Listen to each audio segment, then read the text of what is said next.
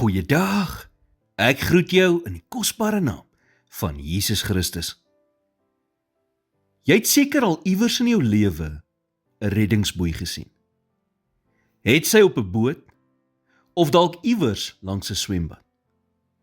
'n Reddingsboei is ontwerp om na 'n persoon wat in die water is te gooi, om hom of haar te help dryf en om so dan verdrinking te voorkom.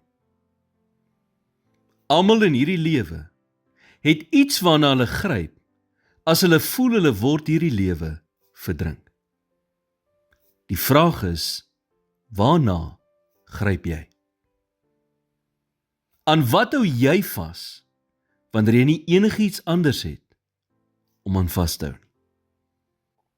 Baie mense gryp eerste na selfvernietigende goed wanneer hulle voel hulle word hierdie lewe verdrink. Gewoonlik na dit wat die wêreld bied. Hoekom? Want dit is gewoonlik 'n vinnige, tydelike oplossing. Dit lyk asof dit jou sal help, maar dit is eintlik net dinge wat jou verder ondertoe trek.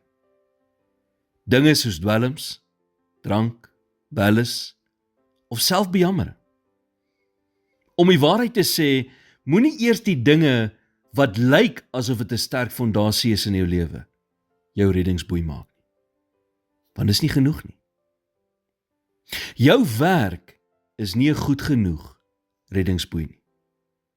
Hoekom nie? Want wat as jou werk verloor? Daar is baie mense wat 'n lewensmaat, hul man of vrou, hul reddingsboei maak. Maar om jou lewensmaat jou reddingsboei te maak, is om 'n mens te vra om te doen wat geen mens kan doen nie. Maak dus seker, jy maak God jou reddingsboei. Maak hom die eerste een waarna toe jy gaan, wanneer jy voel, jy word hierdie lewe verdrink.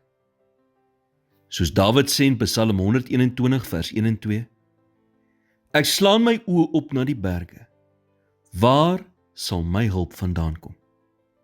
My hulp is van die Here wat hemel en aarde gemaak het. Here, dankie dat U vir my 'n toevlug is in tye van nood. Help my, dat wanneer ek voel ek word deur die storms van die lewe verdrink, ek sal onthou, dat wanneer ek swak is U my sterkte. Wanneer ek kwesbaar is U my toevlug.